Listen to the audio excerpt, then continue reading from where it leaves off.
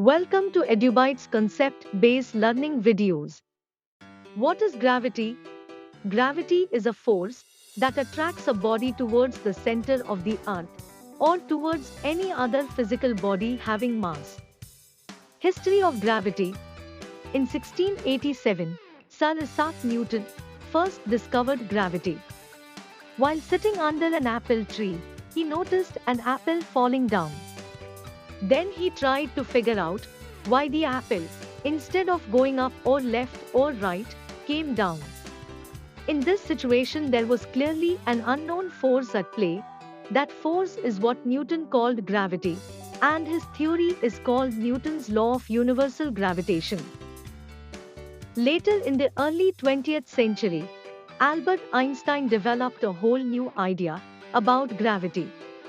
According to him, gravity is the warping of space and time. Measuring gravity.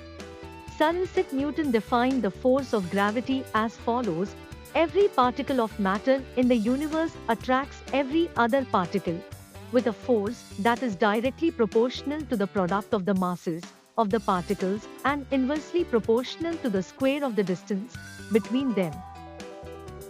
Mathematically, this translates to F is equal to G, M1 M2, R2, F is equal to force, G is equal to gravitational constant, 6.674 times 10 11 m3 kg 1 is to, M1 is equal to mass of object 1, M2 is equal to mass of object 2, R is equal to distance between centers of the masses.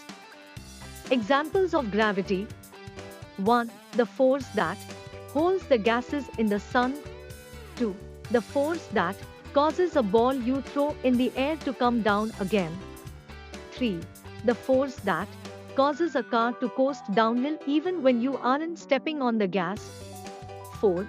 The force that causes a glass you drop to fall to the floor. 5. The force that causes the moon to revolve around the earth. For more videos, subscribe to our channel.